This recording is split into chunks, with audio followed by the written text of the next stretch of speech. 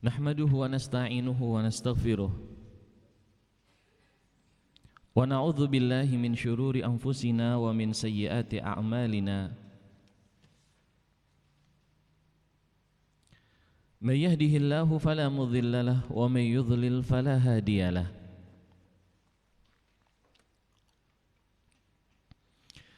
Wa asyhadu an la ilaha illallah wahdahu la syarika lah.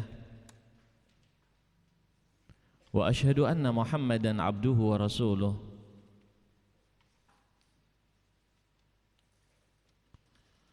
Allahumma salli wa sallim wa barik ala nabiyyina Muhammad wa ala alihi wa ashabihi wa man sara ala nahjihi wa taba'a atharahu ila yaumiddin, amma ba'd. Ma'asyiral muslimin wal muslimat wa kadzalika talabatul ilm bi madrasatil mis rahimani wa rahimakumullahu jami'an. Falillahil hamdu wal minnah. Kita selalu mengucapkan dan mengungkapkan syukur kita kepada Allah Subhanahu wa taala atas keistiqomahan dan kesabaran yang Allah berikan kepada kita dalam meniti jalan ilmu ini. Dan Allah Azza wa Jalla telah berjanji di dalam ayatnya. Allah Azza wa Jalla berfirman, walladzina jahadu fina lanahdiyannahum subulana. Dan orang-orang yang mereka berusaha berjalan di atas jalan kami, maka akan kami berikan padanya hidayah untuk meraih dan meniti jalan kebaikan yang telah kami berikan kepada mereka. Lanahdiyannahum subulana. Akan kami berikan hidayah kepada mereka jalan-jalan kami.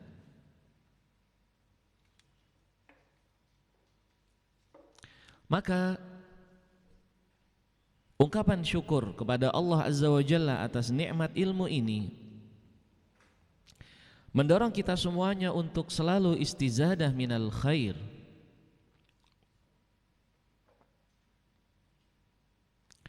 Selalu istizadah, menambah dari kebaikan, dari ilmu agama yang Allah Azza wa Jalla berikan kepada kita semuanya. Semoga Allah Azza wa Jalla mengkaruniakan kepada kita keikhlasan di dalam ilmu yang kita raih dan kita dapatkan. Amin ya rabbal alamin. Ma'asyiral ikhwa wal akhwat rahimani wa rahimakumullahu jami'an. Pada sore hari yang berbahagia ini kita insyaallah akan melanjutkan pembahasan kita dari kitab Tuhfatul Badi'in fil Fiqhi Syar'i, yang mana kita telah memberikan judul kita atau kajian kita pada hari ini dengan judul memperbaiki gerakan salat, memperbaiki gerakan salat yang dilakukan oleh seseorang. Namun sebenarnya tersisa sedikit para ikhwan dan akhwat yang dimuliakan Allah dari pelajaran sebelumnya terkait dengan permasalahan pakaian, ya. Yang waktu itu kita telah menyinggung permasalahan yang berkaitan dengan adab berpakaian ketika sholat, ya. Di sana ada beberapa hal yang perlu dihindari oleh seorang yang akan sholat. Saya sebutkan di sini sebagai tatmim lil faidah dari pelajaran yang kita sebutkan sebelumnya. Baik, hal yang pertama yang perlu dihindari oleh seorang ketika dia akan melakukan salat, setelah apa yang kita baca ya, dari menutup aurat, menghindari pakaian dari najis dan lain sebagainya, yang perlu dihindari adalah ihtimal as-samma. Ihtimal as-samma. Ihtimal as-samma ini disebutkan oleh para ulama, maknanya adalah seorang dia melilitkan pakaian atau kain dia ke seluruh tubuhnya. Seorang dia melilitkan kain panjang kayak selendang ke seluruh tubuhnya, ya. Sehingga ketika dia melilitkan semua pakaian atau kain itu ke seluruh tubuhnya, tangannya itu tidak bisa dia keluarkan untuk takbiratul ihram ataukah untuk bersedekap. Nah, tidak ada lagi tempat keluar untuk tangannya. Jadi dia itu dililit dengan kain dari pundaknya sampai ke bagian kakinya, dari selendang atau pakaian yang dia punya, sehingga tangannya tidak bisa dia gerakkan, tidak bisa dia keluarkan, tidak bisa dia gerakkan. Ini adalah hal yang telah dilarang oleh Nabi sallallahu alaihi wasallam. Dalilnya adalah hadis riwayat al-Imam Al-Bukhari dan Muslim.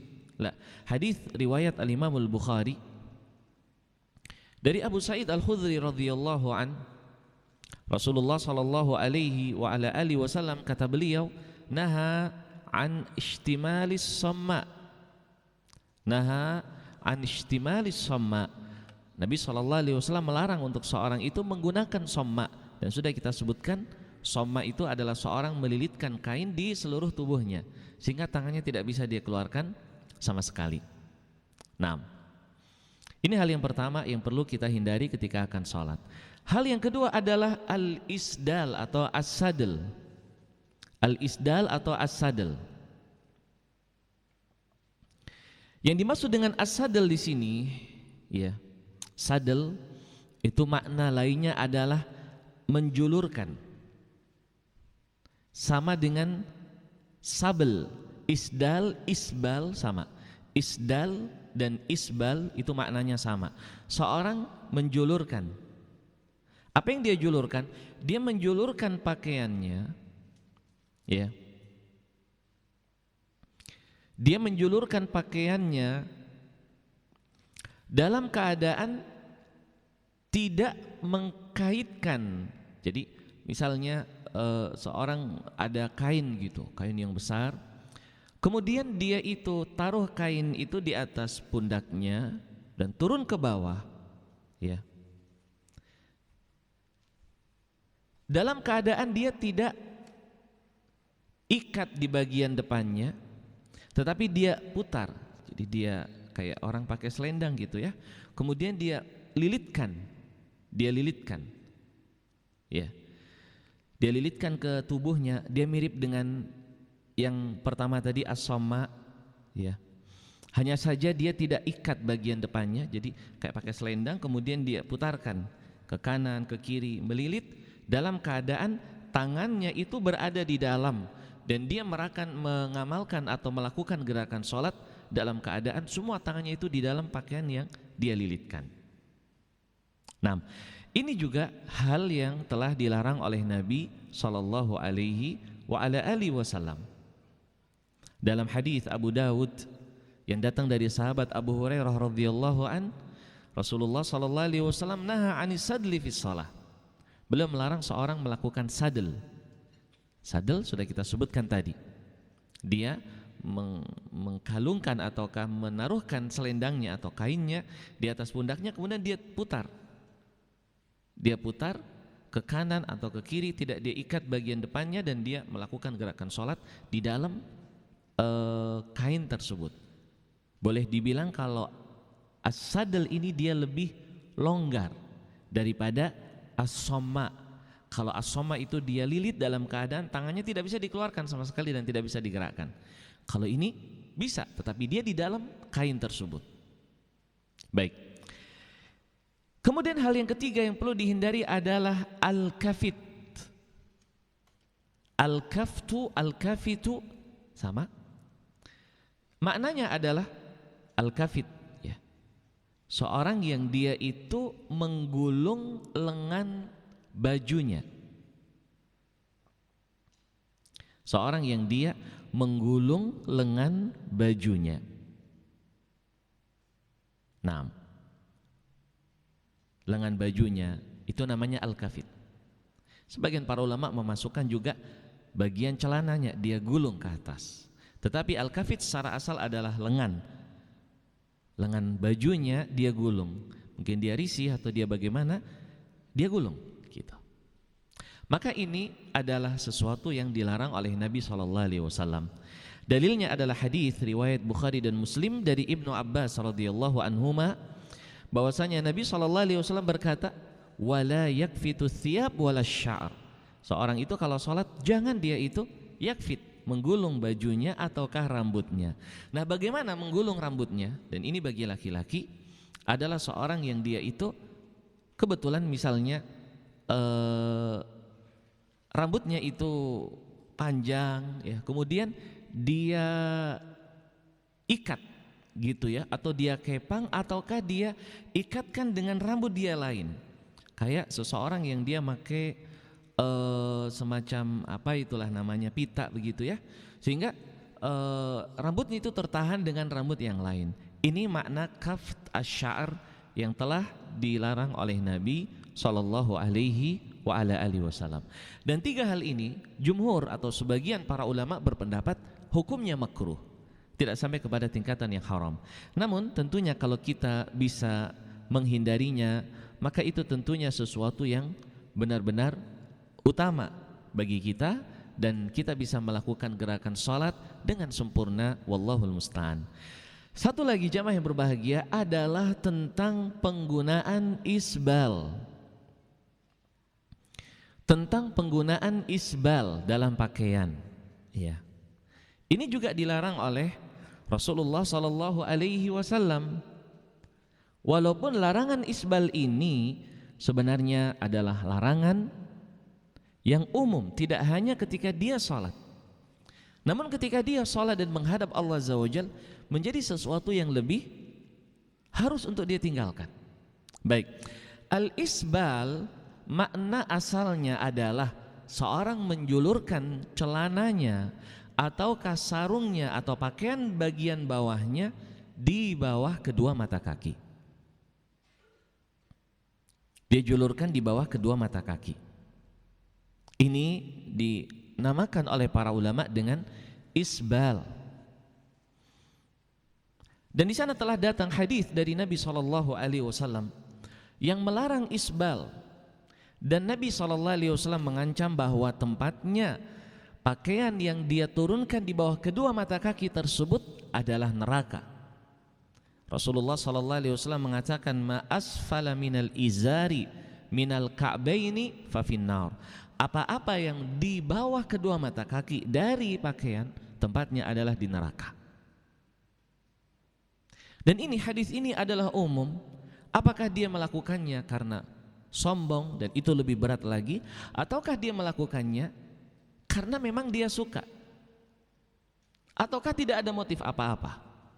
Maka sebaiknya seorang menghindari sebagai bentuk ketaatan kita kepada Rasulullah sallallahu alaihi wa ala alihi wasallam. Baik, kita boleh ya, menggunakan pakaian yang bagian bawahnya itu rata dengan kedua mata kaki. Nah, boleh. Serata dengan kedua mata kaki boleh. Di atasnya boleh. Lebih bagus lagi, kita tidak khawatir akan jatuh ke bawah. Namun jangan sampai di bawah kedua mata kaki. Dan insya Allah itu adalah keadaan yang baik, sopan, yang bersih, dan insya Allah itu lebih diridhai oleh Allah Subhanahu wa ta'ala. Nah, tatkala kita itu sholat, kita juga harus lebih memperhatikan hal tersebut. Ikhwan dan akhwat, begitu juga para talabatul ilm di Madrasatil Misk yang dimuliakan Allah. Di sana ada makna isbal yang lain. Disebutkan oleh para ulama, mereka menyebutkan makna isbal yang lain adalah dengan isbal di kedua lengan baju. Bagaimana bentuk isbal di kedua lengan baju? Tatkala lengan bajunya itu melebihi pergelangan tangan. Baik, ada lagi para ulama yang memasukkan hukum isbal di dalam sorban atau imamah. Bagaimana bentuk isbalnya? Tatkala sorban ataukah zu'abah atau ekor dari imamah kita itu melebihi tulang ekor kita. Nah, itu terjatuh dalam isbal dalam sorban atau imamah. Namun hadis yang mendasari adanya isbal di pergelangan tangan dan adanya isbal di sorban, hadis yang diperselisihkan oleh para ulama. Ada yang mereka mensahihkan dan ada yang mereka melemahkannya. Walaupun saya pribadi lebih condong kepada pendapat ulama yang melemahkannya. Namun tentunya seorang dalam memakai atau membuat baju atau mendesain baju di bagian lengannya, tentunya dia tidak terlalu berlebihan ya, sehingga itu pun tidak enak dipandang oleh seseorang. Dalam dia memakai sorban juga bisa jadi suatu hal yang kurang baik. Kalau dia panjangkan ekornya sampai kaki, gimana terus jadinya kayak apa sorban yang seperti itu? Maka sebaiknya secukupnya, dan itu tentunya lebih utama. Baik, di sana ada istilah isbal lain bagi seorang wanita. Tadi kita bicara laki-laki. Ya, tadi kita bicara laki-laki. Namun ini ada istilah isbal lain bagi seorang wanita. Kapan itu terjadi? Ketika seorang wanita dia menggunakan pakaian yang pakaiannya itu panjang, memanjang lebih dari satu hasta. Lebih dari satu hasta. Ekor atau bagian bawah pakaiannya itu memanjang bahkan lebih dari satu hasta. Maka ini disebutkan oleh para ulama sebagai bentuk isbal, karena Rasulullah sallallahu alaihi wasallam telah mengizinkan seorang wanita yang khawatir tersingkap bagian kakinya ya.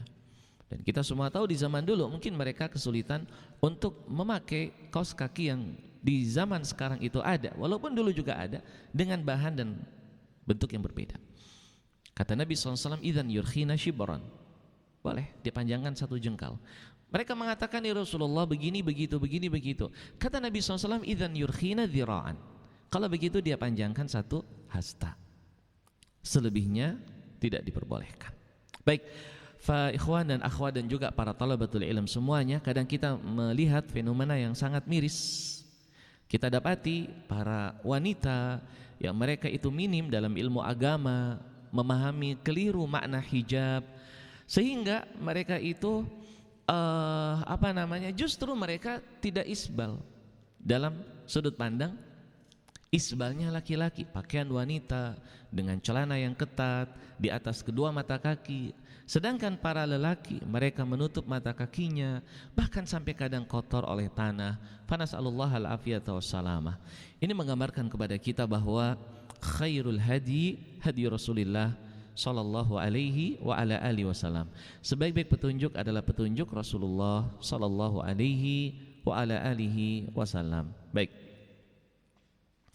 ikhwan dan akhwat dan juga para talabatul ilm semuanya, setelah selesai kita membahas tentang permasalahan adab berpakaian ketika akan sholat, sekarang kita akan membahas kelanjutan pembahasan itu terkait dengan sifat sholat Nabi sallallahu alaihi wa ala alihi wasallam. Tentang sifat sholat Nabi sallallahu alaihi wa ala alihi wasallam. Dan di sini Syekh hafizahullah menyebutkan beberapa riwayat bagaimana konsep tata cara salatnya Rasulullah sallallahu alaihi wa ala alihi wasallam. Maka alangkah baiknya untuk kita baca dahulu, sehingga ikhwan dan akhwat dan juga para talabatul ilm semuanya memiliki pondasi dalam membangun masalah fiqhiyah yang ada dalam ibadah salat. Dan tidaklah pondasi kecuali qala Allah wa qala Rasuluh, firman Allah dan sabda Rasul sallallahu alaihi wa ala alihi wasallam. Baik, oleh karena itu mari kita baca apa yang beliau sebutkan di sini dalam kitab Tuhfatul Badiin fil Fiqhi Asy-Syar'i. Qala babu sifati salatin Nabi sallallahu alaihi wasallam.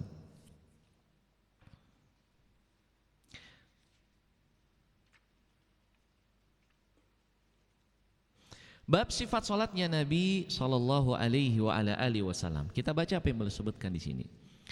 Qala akhrajal Bukhari fi sahihihi an Malik ibn al-Huwairith qala qala Nabi sallallahu alaihi wasallam sallu kama ra'aitumuni usalli, sallu kama ra'aitumuni usalli. Hadis Malik ibn al-Huwairith yang diriwayatkan oleh Al-Imam Al-Bukhari. Salatlah kalian sebagaimana kalian melihat aku salat. Salatlah kalian sebagaimana kalian melihat aku salat. Nah, ikhwan dan akhwat dan talabatul ilm semuanya, hadis ini, hadis Malik ibn al-Huwairith ini dijadikan dasar oleh para ulama bahwa di dalam ibadah salat seorang tidak boleh untuk merekayasa, untuk membuat suatu gerakan sekecil apapun kecuali dia yakin ada contohnya dari Rasulullah sallallahu alaihi wasallam. Salatlah kalian sebagaimana kalian melihat aku salat. Subhanallah. Dan ini bukan hanya dalam ibadah salat, tapi dalam semua bentuk ibadah. Seseorang dituntut untuk persis dengan apa yang telah dilakukan oleh Rasulullah sallallahu alaihi wasallam. La ziyadata wa naqs, tidak ada tambahan dan tidak ada pengurangan. Subhanallah. Dan para thalabatul ilm yang dimuliakan Allah, seandainya seorang menambah dalam ibadahnya, dalam salatnya, apa yang tidak dicontohkan oleh Nabi sallallahu alaihi wasallam, yang ada adalah dia memberatkan dirinya sendiri dan dia memberatkan orang lain. Dan yang paling pahit, amalannya tidak diterima oleh Allah Subhanahu wa taala. Karena Rasulullah sallallahu alaihi wasallam telah mengatakan, "Man 'amila 'amalan laisa 'alaihi amruna fahuwa rad." Siapa yang dia beramal dengan satu amalan yang tidak ada contohnya dari kami, maka amalan itu akan tertolak. Dari sini semakin memberikan kepada kita semangat dan upaya agar kita itu sholat persis seperti sholatnya Nabi. Nah, gimana kita itu sholatnya persis seperti sholatnya Nabi? Caranya adalah dengan belajar tata cara sholat, mempelajari tata cara sholat yang telah diajarkan oleh Rasulullah SAW kepada para sahabat dan turun-temurun sampai hari ini melalui para ulama. Baik, mungkin ikhwan dan akhwat yang dimuliakan Allah, dulu ya kita pernah belajar. Mungkin dulu kita pernah belajar. Tetapi alangkah baiknya untuk kita tidak menutup pintu hati kita untuk berdiskusi, untuk bertanya, untuk untuk saling bertukar pikiran. Benar nggak sih sholatnya saya? Jangan-jangan salah, jangan-jangan begini, jangan-jangan begitu. Kenapa? Karena urusannya adalah kalau diterima, alhamdulillah, mendapatkan pahala sorga. Kalau ditolak oleh Allah, kita berdosa dan mendapatkan hukuman dari Allah Azza wa Jalla. Sallu kama ra'aitumuni usalli. Dan Nabi sallallahu alaihi wa ala alihi wasallam sampai inginnya kita umatnya salat seperti salatnya beliau. Beliau pernah salat di atas mimbar. Ikhwan dan akhwat, salat di atas mimbar. Beliau berdiri, ruku, kemudian i'tidal, sujud, beliau turun. Ketika akan sujud, beliau turun. Duduk di antara dua sujud, sujud kembali, kemudian beliau berdiri, naik lagi ke atas mimbar. Kemudian setelah selesai salat beliau mengatakan, innama fa'altu hadza lita'tammu bi wa lita'allamu salati. Aku melakukan itu tujuannya adalah agar kalian belajar dari aku bagaimana tata cara salat dan kalian melihat kepadaku bagaimana aku salat. Baik, qala wa akhraja Abu Dawud wa ghairuhu bi isnadin sahihin. Diriwayatkan oleh Imam Abu Daud dan selainnya dengan sanad yang sahih. An Abi Humaid As-Sa'idi radhiyallahu an, dari Abu Humaid As-Sa'idi radhiyallahu an, fi asyaratin min ashabi Rasulillah sallallahu alaihi wasallam. Yang mana ada 10 orang dari sahabat Nabi sallallahu alaihi wasallam, minhum Abu Qatadah. Di antara mereka ada Abu Qatadah. Qala Abu Humaid As-Sa'idi maksudnya radhiyallahu an. Kata Abu Humaid, ana a'lamukum bi salati Rasulillah sallallahu alaihi wasallam. Pernah Abu Humaid mengatakan kepada para tabi'in, saya adalah orang yang paling tahu sholatnya Nabi SAW daripada kalian. Para tabi'in bertanya, qalu falima, kenapa? Kok bisa engkau paling tahu sholatnya Nabi SAW? Fawallahi ma kunta bi aktsarina lahu taba'an wala akdamina lahu suhbah. Kata orang yang mendengar ucapan Abu Humaid, bahkan di situ ada sebagian para sahabat, mereka mengatakan, kenapa kok kamu lebih banyak tahu? Kamu tidak lebih lama dengan Nabi SAW, tidak pula kamu lebih dulu ketemu dengan Nabi SAW daripada kami. Baik, kata Abu Humaid As-Sa'idi, qala bala, ya betul, memang betul, saya orang yang paling tahu. Qalu fa'arid, kata orang yang ada di situ, baik kalau begitu tampakkan, mana bukti bahwa kamu yang paling tahu dengan sholatnya Nabi sallallahu alaihi wa ala alihi wasallam. Fa ikhwan dan akhwat dan talabatul ilm semuanya, para sahabat, subhanallah, mereka itu sangat penasaran bagaimana sholatnya Rasulullah sallallahu alaihi wasallam, yang kadang sebagian kita kurang semangat untuk bertanya bagaimana sholatnya Nabi sallallahu alaihi wasallam. Lalu mulailah Abu Humaid As-Sa'idi bercerita, kana Rasulullah sallallahu alaihi wasallam idza qama ila shalah yarfa'u yadayhi hatta yuhadhiya bihima mankibayhi. Saya akan baca semua dulu baru saya artikan secara umum ya.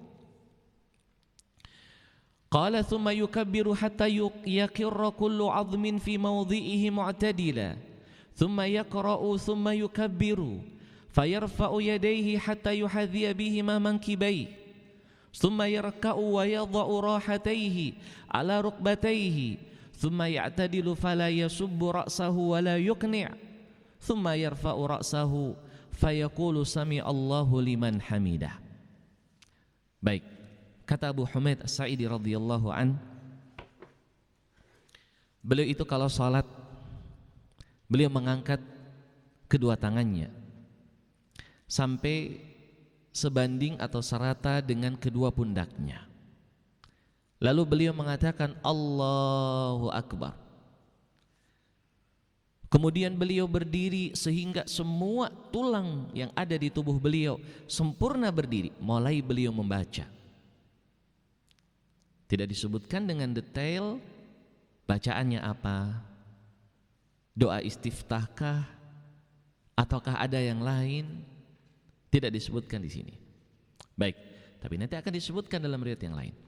Kemudian setelah itu beliau bertakbir, Allahu Akbar. Lalu beliau mengangkat kedua tangannya sebanding dengan kedua pundaknya. Kemudian beliau ruku. Lalu beliau meletakkan kedua telapak tangannya di atas kedua lututnya. Kemudian beliau meluruskan punggungnya sehingga kepalanya itu tidak terlalu tunduk dan tidak terlalu terangkat. Setelah itu beliau mengangkat kepalanya sembari mengatakan Sami'allahu liman hamidah. I'tidal. Qala thumma yarfa'u yadayhi hatta yuhadhiya bihima mankibayhi mu'tadilan thumma yaqulu Allahu akbar thumma yahwi ilal ardi fayujafi yadayhi an jambayhi thumma yarfa'u ra'sahu wa yathni rijlahu al-yusra fayaq'udu 'alayha wa yaftahu asabi'a rijlaihi idza sajada wa yasjudu thumma yaqul Allahu akbar wa yarfa'u ra'sahu wa yathni rijlahu al-yusra fayaq'udu 'alayha hatta yarji'a kullu 'azmin ila mawdhi'ihi thumma yasna'u fil ukhra mithla dhalik. Setelah beliau berdiri tegak untuk i'tidal sembari mengatakan Sami Allahu liman hamidah, lalu beliau mengangkat kedua tangannya selurus dengan kedua pundaknya. Kemudian beliau mengatakan Allahu Akbar. Lalu beliau turun ke tanah. Kemudian beliau bentangkan kedua tangannya dari bagian pinggir tubuh beliau. Beliau buka sikunya ke atas. Kemudian beliau angkat kepalanya setelah itu. Kemudian beliau tidurkan kaki sebelah kiri, duduk di atas kaki sebelah kiri. Lalu beliau membuka jari jemari kedua kakinya ketika sujud. Kemudian beliau sujud dan mengatakan Allahu Akbar. Kemudian beliau mengangkat kepalanya dan meletakkan kaki kirinya, ditidurkan, kemudian duduk di atasnya sehingga semua anggota badan kembali seperti semula, dan beliau melakukan itu di rakaat yang kedua. Baik, kemudian melakukan itu di kali kedua, kan duduk di antara dua sujud sekali, kemudian sujud lagi. Qala thumma idza qama min ar-rak'ataini kabbara wa rafa'a yadayhi hatta yuhadhiya bihima mankibaihi kama kabbara 'inda iftitahis shalah thumma yasna'u dhalika fi baqiyati salatihi hatta idza kanat as-sajdatu allati fiha at-taslim akhkhara rijlahu al-yusra wa qa'ada mutawarrikan 'ala shiqqihil aysar. Kata Abu Humaid, beliau lanjut cerita nih. Kemudian beliau berdiri di rakaat yang kedua sambil bertakbir Allahu Akbar, dan beliau mengangkat kedua tangannya selurus dengan pundaknya sebagaimana beliau melakukan itu ketika memulai salat. Kemudian melakukan apa yang tersisa dari ibadah salatnya sampai ketika beliau berada di sujud yang di dalamnya ada salam, beliau memundurkan kaki yang kiri, maksudnya memasukkan ya. Dan beliau duduk tawarruk, mutawarrikan. Ini asal muasal dinamakan duduk tawarruk. Mutawarrikan ala syikihil aisar. Beliau masukkan kaki sebelah kiri di bawah kaki kanan, kemudian beliau meletakkan pantatnya atau duduk di atas bagian tubuh beliau yang sebelah kiri. Kemudian beliau melakukan tasyahud. Ini diceritakan oleh Abu Humaid As-Sa'idi. Qalu, kata orang yang mendengar itu semua dan sebagian para sahabat, sadaqta hakadza kana yusalli. Benar, begitulah Nabi SAW salat. Subhanallah. Ikhwan dan akhwat dan talabatul ilm semuanya, itulah para sahabat. Betul, kayak itu sudah salatnya Nabi SAW. Beda dengan keadaan orang di zaman sekarang, ketika dia ingin salat seperti apa yang dilakukan oleh Nabi SAW. Bahkan ada dalilnya, ada hadisnya. Jelas Nabi SAW melakukan kada wa kada. Mereka mengatakan, oh ini enggak betul nih. Ini bukan kebiasaan kita. Lah, semestinya kebiasaan kita disesuaikan dengan kebiasaan Rasulullah SAW. Nah, qala wa fi sahihaini, hadis yang kedua ini, ikhwan dan akhwat. Wa fi sahihaini an Abi Hurairah, anna rajulan dakhala al-masjid fa shalla wa Rasulullah sallallahu alaihi wasallam fi nahiyatil masjid faja'a fa sallama alaihi faqala lahu irji' fa shalli fa innaka lam tusalli faraja'a fa shalla thumma sallama faqala wa 'alaika irji' fa shalli fa innaka lam tusalli qala fi thalithah fa a'limni. Baik, sebelumnya ikhwan dan akhwat dan talabatul ilm semua, kita kan nanti akan masuk dalam rangkaian detail amalan salat ya. Kita akan tambah faedah-faedah penting. Namun sebelumnya, agar kita nanti tidak terlalu jauh dalam mengulang. Baik, apa yang sudah kita baca dari dua hadis, ya, apa yang telah kita baca dari dua hadis, mohon itu diingat, karena itu menjadi dasar utama tentang tata cara sholat. Dan nanti kita akan singgung hadis Malik ibnul Huwairits. Kalau kita singgung hadis Malik ibnul Huwairits, maka maksudnya hadis sallu kama ra'aitumuni usalli, begitu ya. Jangan kalian nanti ditanya, maksudnya santri ya, atau misalkan para talabatul ilm atau ikhwan dan akhwat, kita melemparkan pertanyaan hadis Malik bin Huwairits, kita bingung hadis apa itu, hadis yang mana, hadis mungkin hadis innamal a'malu binniyat, enggak, maksudnya hadis sallu kama ra'aitumuni usalli. Baik, kemudian yang kedua yang baru kita baca tadi, yang panjang lebar, ini dikenal oleh para ulama dengan hadis Abu Humaid. Hadis Abu Humaid, dan ini nanti akan sering kita ulang-ulang, ikhwan dan akhwat dan talabatul ilm semuanya, dalam pembahasan detail ibadah salat. Kalau pertama hadis Malik bin Huwairits, yang kedua hadis Abu Humaid. Nah, hadis yang ketiga ini adalah hadis Abu Hurairah, tapi lebih terkenal oleh para fuqaha dengan nama hadis al-musi salatah. Jadi kalau para ulama ya, mereka mengatakan hadis al-musi salatah, hadis al-musi salatah. Maka maksudnya hadis Abu Hurairah yang akan kita baca ini. Kalau artinya itu hadis orang yang salah salatnya gitu. Hadis al-musi salatahu itu artinya hadis orang yang salah salatnya. Iya, karena dia 3 kali bolak-balik kepada Nabi SAW selalu disuruh ngulang lagi. Nggak betul-betul dia salat. Sampai akhirnya dia putus asa dan mengatakan, ya Rasulullah, ajarkan saya bisanya cuman kayak gini. Baik. Jadi ceritanya lelaki ini masuk masjid kemudian dia salat. Dalam keadaan ada Nabi SAW di pinggir masjid. Beliau melihat salatnya orang ini. Setelah lelaki itu salat, dia datang menghampiri Nabi SAW. Dia mengucapkan salam, dijawab oleh Nabi SAW. Kemudian Nabi SAW mengatakan, irji' fasalli fa innaka lam tusalli. Balik lagi, salat, kamu belum dianggap salat. Artinya nggak sah salatnya kamu tadi. Akhirnya dia ikut karena Nabi SAW yang menyuruh. Dia kembali, dia salat. Setelah dia salat, dia mengucapkan salam. Balik lagi kepada Nabi SAW, mengucapkan salam, dijawab oleh Nabi SAW. Tetapi Nabi SAW yang kedua juga mengatakan, irji fasalli fa innaka lam tusalli. Balik lagi, kamu belum dianggap salat. Akhirnya balik lagi, ya ikhwan dan akhwat, balik lagi orang ini salat yang ketiga kali, tapi ketika balik lagi tetap dibilang balik lagi, kamu belum salat. Akhirnya lelaki ini mengatakan, fa'alimni ya Rasulullah, ajarkan. Dalam riwayat yang lain dia mengatakan, ma uhsinu ghairah, saya tidak bisa kecuali ya kayak gitu salat, ajarkan kepada saya. Syuf, ikhwan dan akhwat dan juga talabatul ilm semuanya, kebanyakan kita itu merasa pede kalau ibadah salat kita itu udah betul semuanya. Kenapa kita nggak mau bertanya dan belajar?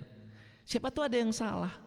Seperti sahabat ini, yang dia merasa bahwa itulah salat yang dia telah ketahui, rupanya keliru, dan subhanallah efek dari kelirunya itu menjadikan salatnya tidak sah. Bayangin kalau salat yang kita ngelakuin setiap hari 5 kali salat wajib, belum lagi salat sunnah, rupanya ada sesuatu yang membuat tidak diterimanya salat kita. Maka ini mendorong kepada kita untuk semakin semangat mempelajari tata cara salat Rasulullah sallallahu alaihi wasallam. Akhirnya Nabi sallallahu alaihi wasallam mengajarkan, "Idza qumta ila sholati fa asbighil wudu, thumma istaqbilil qiblah, fakabbir waqra' ma tayassara ma'aka minal Qur'an. Thumma rka' hatta tatma'inna raqi'an. Thumma rfa' ra'saka hatta ta'tadila qa'iman. Thumma sujud hatta tatma'inna sajidan. Thumma rfa' hatta tastawiya wa tatma'inna jalisan. Thumma sujud hatta tatma'inna sajidan. Thumma rfa' hatta tastawiya qa'iman. Thumma fa'al dzalika fi salatika kulliha." Kata Nabi alaihi salatu wasalam begini, diajarkan oleh Nabi SAW. Kalau kamu akan sholat, pertama sempurnakan wudhunya kamu. Setelah itu hadap kiblat. Habis itu takbir. Setelah takbir baca yang mudah bagimu dari Al-Quran. Lalu ruku sampai benar-benar tumakninah rukuknya. Setelah itu angkat kepalamu sampai benar-benar berdiri. Kemudian sujudlah kamu sampai tumakninah sujudnya. Kemudian angkat, duduk sampai engkau benar-benar tumakninah duduk. Kemudian sujud sampai engkau benar-benar tumakninah sujud. Kemudian angkat tubuhmu sampai tegak benar-benar berdiri. Dan lakukan itu semua di salatmu semuanya. Ini tadi namanya hadis madza? Hadis al-musi salatah.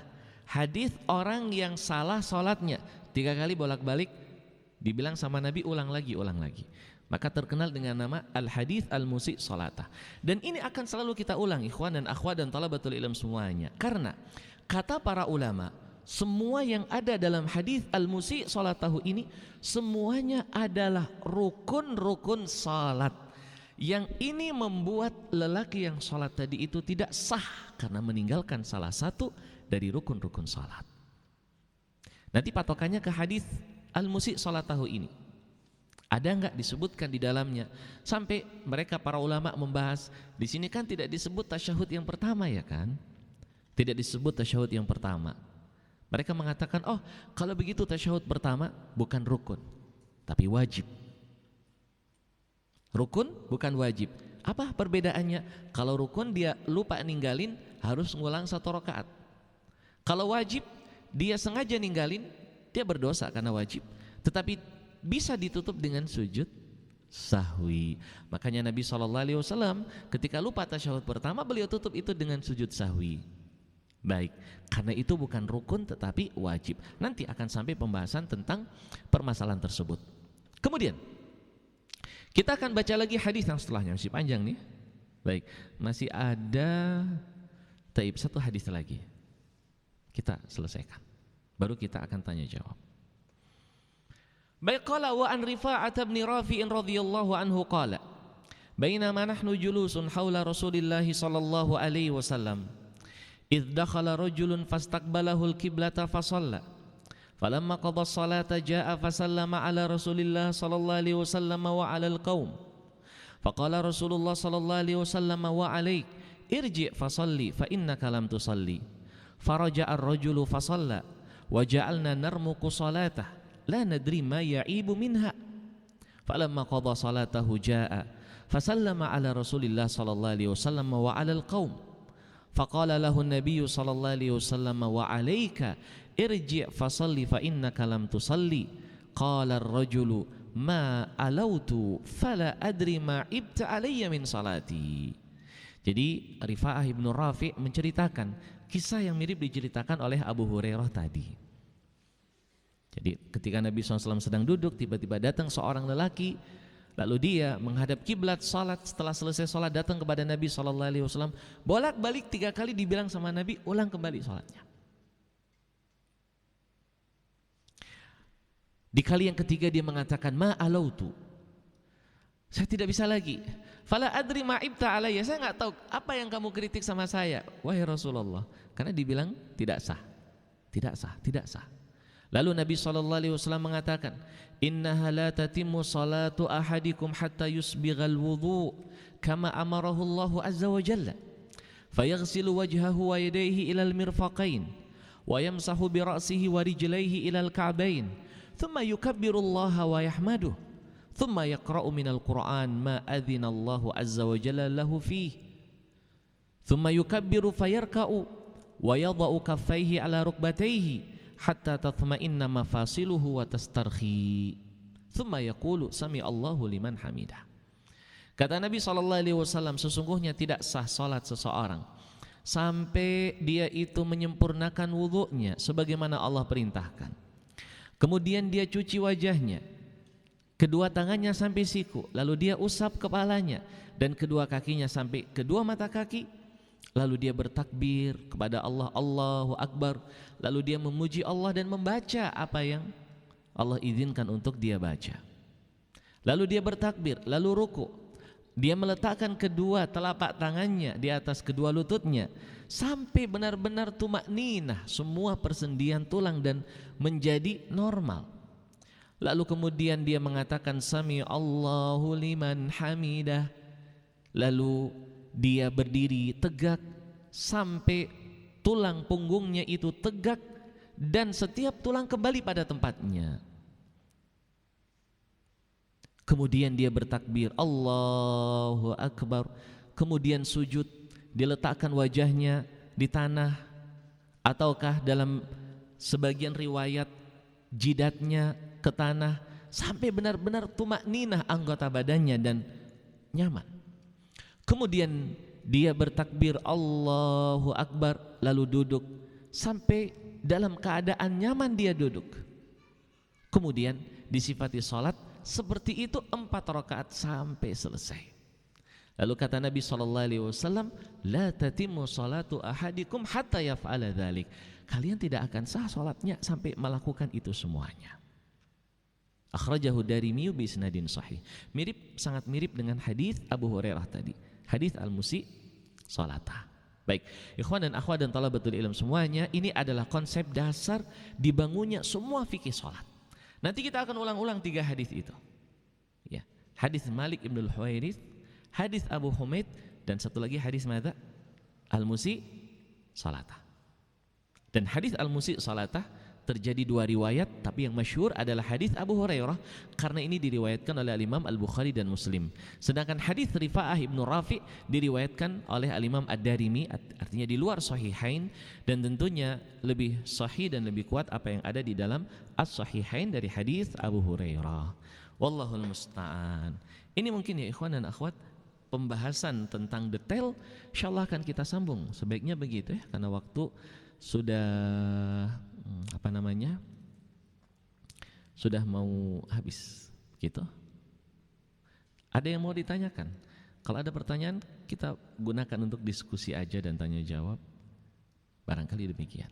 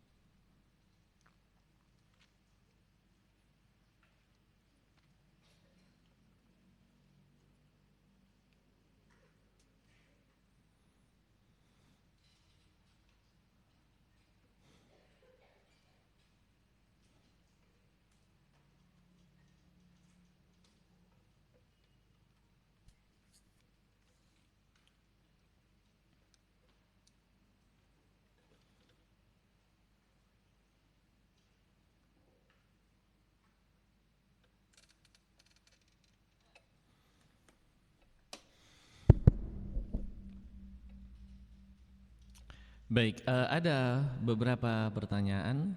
Baik, kita akan coba cek siapa tahu bisa kita jawab. Baik, pertanyaan pertama yang masuk. Assalamualaikum Ustaz. Waalaikumsalam. Untuk laki-laki harus membuka gulungan rambutnya, apakah bagi perempuan juga begitu Ustaz? Nah, tadi sudah kita singgung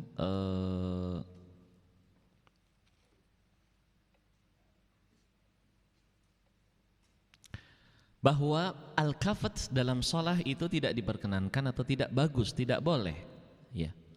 Dan kafat ada terhadap baju artinya digulung, dan ada terhadap rambut yaitu diikat.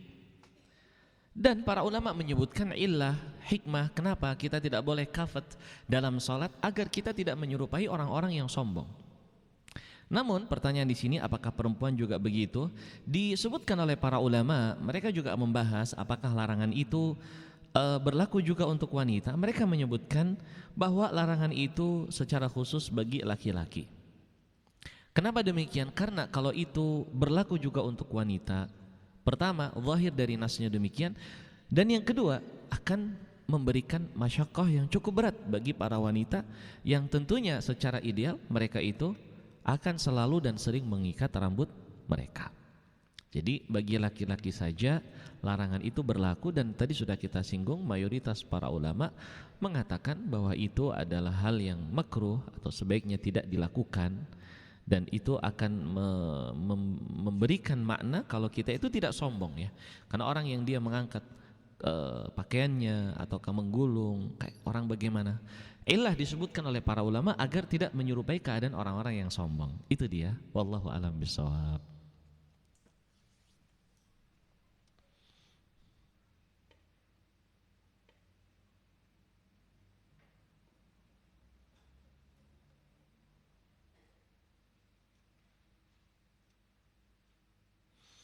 Baik, ada pertanyaan di luar pembahasan, saya izin untuk diakhirkan ya. Kita baca dulu yang berkaitan dengan pembahasan salat. Nah, baik, afan Ustadz, pada tasyahud akhir doa apa yang sebaiknya dibaca?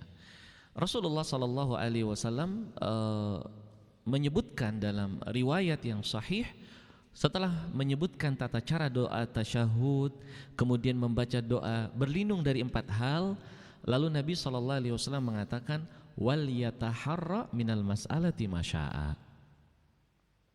Dan silahkan seorang itu memilih dari doa apa yang dia kehendaki.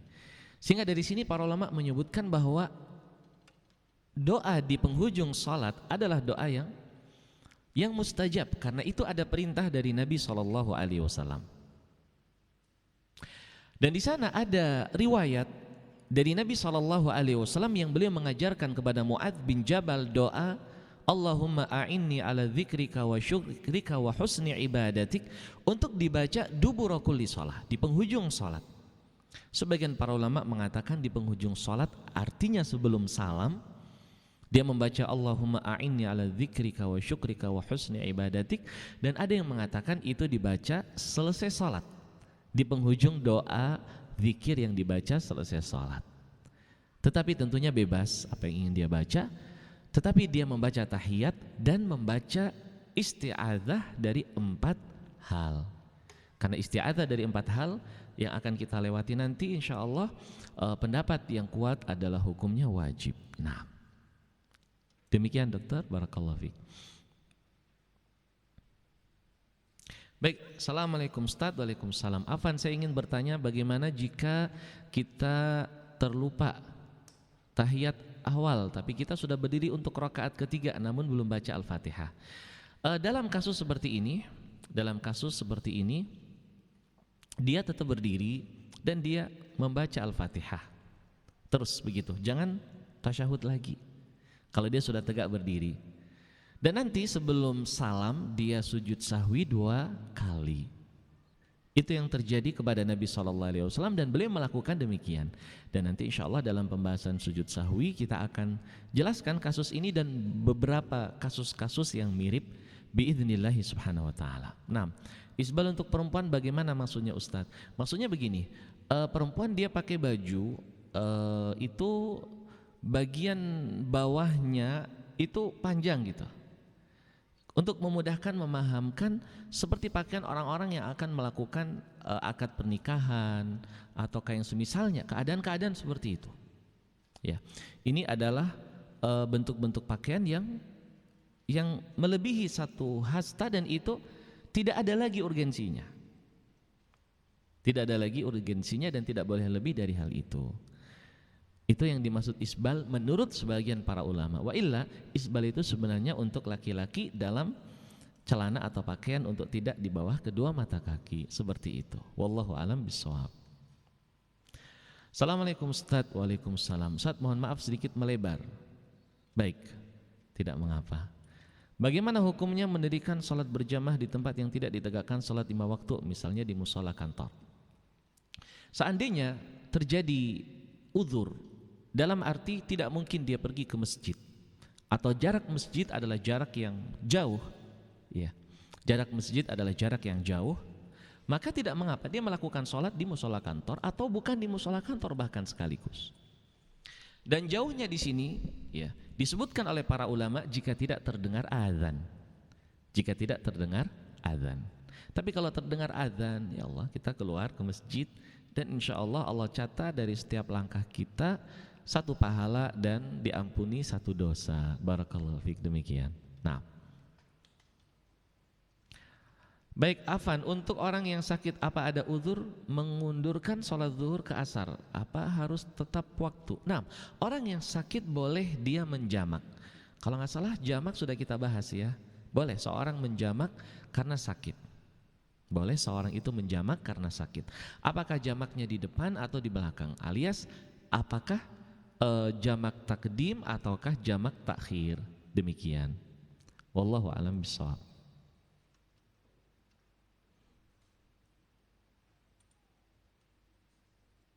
Baik, ada pertanyaan dari para santri. Apa benar tidak boleh sholat dengan baju berwarna kuning? Baik, yang disebut oleh para ulama adalah baju yang dicelup dengan za'faran atau mu'asfar, dicelup dengan warna kuning dengan kandungan za'faran. Namun para ulama mengatakan itu hanya tingkatannya makruh. Wallahu a'lam bishawab. Dan bagaimana cara menjawab orang yang isbal dengan alasan larangan isbal itu di zaman Nabi karena sombong, sedangkan ia tidak ada niat sombong. Tadi itu jawabannya adalah hadis ma asfala minal izar minal ka'baini fa finnar. Apa-apa yang di bawah kedua mata kaki dari celana atau pakaian tempatnya di neraka. Dan di situ Nabi SAW tidak merinci apakah dia sombong atau tidak sombong. Begitu. Ya. Namun kalau dia sombong lebih parah lagi hukumannya. Kalau tidak sombong itu dalilnya dan ancaman dari Nabi SAW. Tentunya ikhwan dan akhwat dan juga talabatul ilm semuanya, kita nggak boleh untuk mengabaikan kan cuman di neraka. Naudzubillah, itu tidak boleh. Nah, bagaimana jika seorang itu ketika sholat tidak sempat baca Al-Fatihah karena imamnya terlalu cepat? Dan apakah wajibnya dibaca surah? Surah berapapun itu setelah surat taib. Seorang yang dia tidak sempat membaca Al-Fatihah karena imamnya terlalu cepat, maka dia terkena pasal tidak baca Fatihah dalam sholat ya. Dan nanti akan kita bahas seorang yang tidak sempat membaca Al-Fatihah, rakaat itu tidak dianggap sebagai rakaat yang pertama atau kedua. Ya artinya dia menambah rakaat sebanyak rakaat yang tidak dia baca di dalamnya Al-Fatihah. Begitu. Wallahu a'lam bishawab.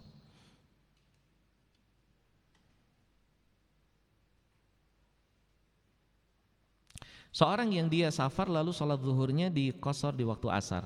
Namun ketika asar terjebak macet sehingga tidak bisa sholat sampai adzan maghrib.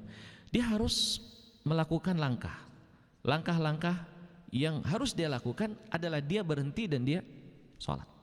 Gak boleh dia itu menunda sholat, dia zuhur jamak takhir ke asar lalu terjebak macet. Kalau macet berarti berhenti, ya udah turun dari mobil sholat insya Allah Allah subhanahu wa ta'ala berikan kemudahan. Namun kalau kita sengaja menunda sampai habis waktu, kita berdosa. Tidak boleh seperti itu. Baik, wallahul musta'an.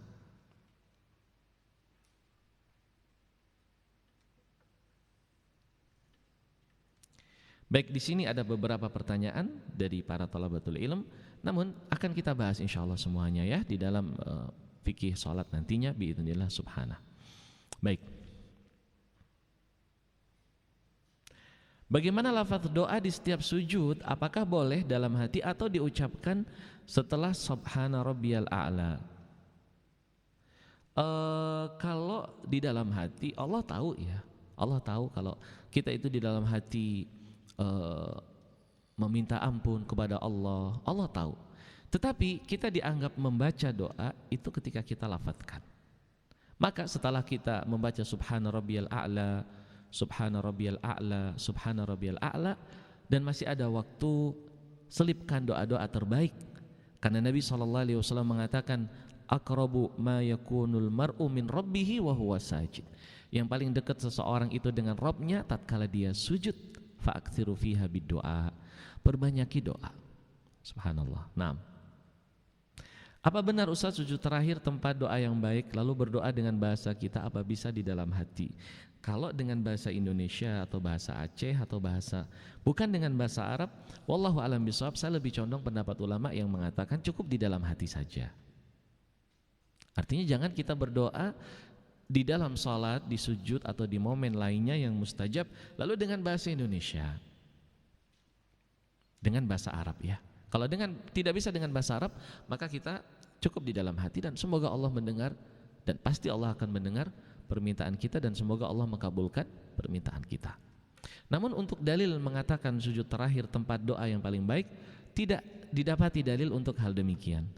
Namun semua sujud sama, pertama, kedua, ketiga, keempat, kelima, ya, mana yang dia bisa untuk berdoa, silakan dia berdoa. Tidak ada kekhususan harus di sujud terakhir. Karena sebagian para a'immah al-masajid sengaja di rakaat terakhir, di sujud di paling terakhir memanjangkan. Padahal sama saja. Cuman mungkin ya mereka memanjangkan itu karena ya paling terakhir, ya mungkin memiliki nuansa hati yang paling nyaman di sujud terakhir sehingga dia panjangkan. Lah syai', tidak jadi masalah demikian. Tapi kekhususan dari Nabi SAW itu yang kita belum pernah mendapatkan dasar bahwa sujud terakhir itu sujud yang paling terkabul doanya. Wallahu a'lam bishawab.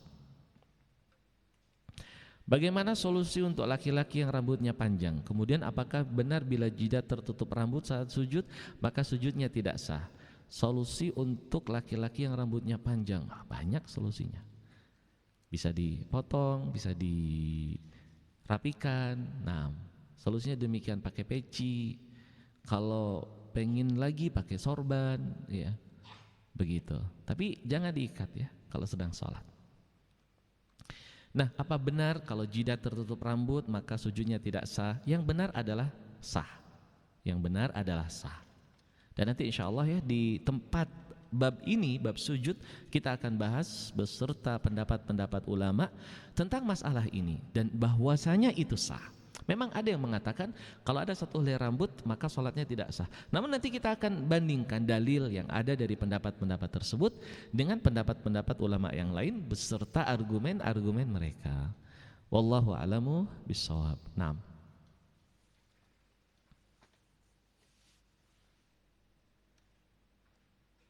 Itu mungkin yang bisa kami jawab pada majelis kita di sore hari ini.